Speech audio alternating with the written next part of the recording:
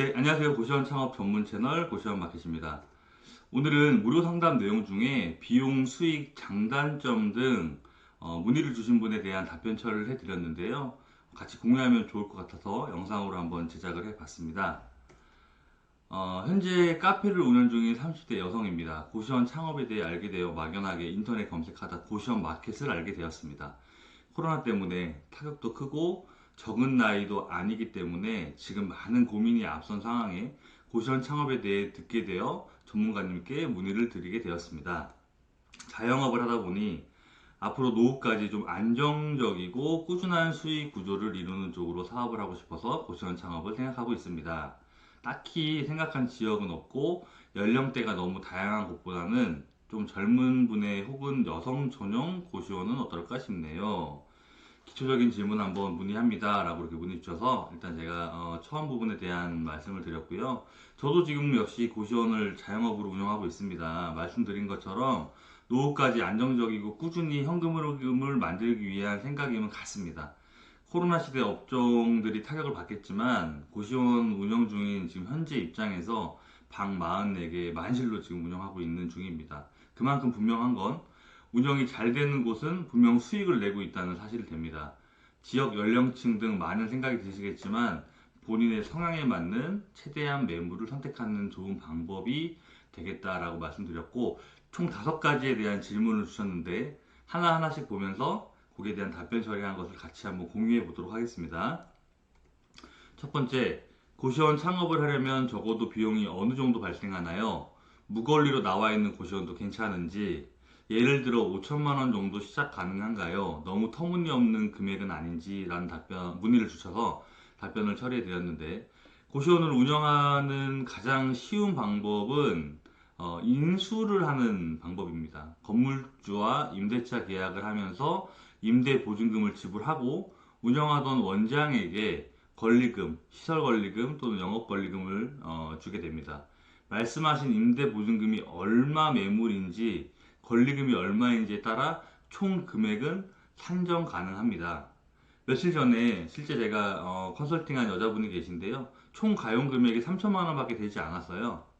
근데 보증금, 임대 보증금이 2천만 원이었고 권리금이 1천만 원이어서 방이 12개, 올 원룸인 방이었고, 이분은 회사도 다니고 또 인터넷으로 또 쇼핑몰도 운영을 하고 추가 파이프라인을 만들기 위해서 고시원을 하나 더 하려고 했던 생각이 있어서 그 기대 수익에 대한 부분이 한 100만 원, 한 150만 원 사이 그 정도를 원하셔서 이제 이 금액에 맞는 금액을 찾아서 저희가 제휴하는 부동산하고 물건을 소개해 드렸는데 12개짜리 3천만 원으로 가능한 매물을 추천을 한번 드려본 적이 있습니다. 어, 그래서 다시 그 중요한 건 내가 원하는 수익이 얼마인지 투자 대비 수익률에 대한 부분이 연관성이 있다고 보시면 됩니다 라고 답변 드렸고요. 두 번째는 고시원 수익은 언제부터 대략적으로 이제 나오냐, 이제 이런 부분을 여쭤보신 것 같아요. 사실 수익이 나는 고시원이라면 바로 인수받으면 수익을 낼 수 있죠. 그러나 수익이 나지 않는 고시원이라면 보통 고시원에 투자해야 되는 시간이 한 달에서 2달 정도는 처음에 인수를 받으면 뭐 깨끗하게 만들고 싶은 그런 생각들이 있기 때문에 또 내가 원하는 그런 컬러를 가지고 운영을 하려면 분명히 손이 가야 되는 시간들이 필요합니다. 그래서 한 2달 정도에 대한 부분은 뭐 인테리어라던가 내가 좀 깨끗하게 청소하는 시간들을 갖게 될 거고요. 입실자를 파악하는 시간 또한 한 2달은 걸리기 때문에 그 이후에 대한 부분부터 운영을 내가 열심히 하게 되면 수익이 난다 라고 볼 수 있지만, 언제부터 수익이 나느냐 라고 물어본다면 인수받을 때부터 수익이 나고 있는 고시원을 인수받으면 그 수익이 난다 라고 보시면 좋을 것 같습니다. 세 번째 질문인데요. 내가 운영을 하게 되면 여성이라서 좀 애로사항이 있을 것 같은데 보통은 어떻게 해결하는지 궁금합니다. 환불, 월세, 입금 안 되는 경우, 불미스러운 사건, 소방 관련 이렇게 질문 주셨습니다. 뭐 되게 포괄적이라 사실 하나하나 영상을 만들어서 공개를 해드려도 좋겠지만 그건 이제 이후에 제가 따로 시간을 내서 한번 만들어 보도록 하고요. 지금 현재 이 부분에 대한 질문을 답변 드리면, 저 역시 지금 2번째 고시원을 운영하고 하기 전에 처음에 컨설팅을 받은 분이 여자분이었어요. 운영자가 남자 여자보다는 내가 어떻게 운영하는지가 가장 중요하다고 생각을 하고 있습니다. 입실자들에게는 운영하는 원장은 건물주와 비슷한 영향을 줄 수밖에 없습니다. 왜냐하면 그분은 월세를 지불하는 분이고 저는 월세를 받는 사람이기 때문에 서로의 입장 차이가 틀려서 뭐 미납을 하거나 이런 부분들에 대해서는 얘기를 해서 그 부분에 조율을 해서 받으면 되고요. 뭐 월세가 입금이 안 되는 부분이면 계약서에 명시를 한 대로 뭐 예를 들어 뭐 3일 이후에 3일까지 입금이 되지 않으면 뭐 퇴실 조치한다. 뭐 명목으로 써져 있는 부분이 될 것 같고요. 불미스러운 사건 사고에 대한 부분은 생각보다 그렇게 많이 일어나지 않아요. 뭐 폭행이라든지 뭐 술 취해서 뭐그 난동을 피운다든지 뭐 이런 것들에 대한 염려를 할 수 있지만 제가 운영하면서 뭐 그런 경우는 한 번도 없었습니다. 뭐 번외적인 경우는 있었지만 뭐 지금 말씀하신 그런 부분들은 없었기 때문에 신경을 그렇게 안 쓰셔도 괜찮을 것 같고요. 소방에 관련 부분은 소방은 이제 자치 점검이 있고 소방서에서 나오는 정기 점검이 있는데 뭐 이미 인수할 때부터 소방에 문제가 있다면 그거는 인수를 할 수가 없기 때문에 소방에 대한 부분은 확실히 이제 점검이 되고 나서 인수를 받는다 이렇게 생각하시면 좋을 것 같습니다.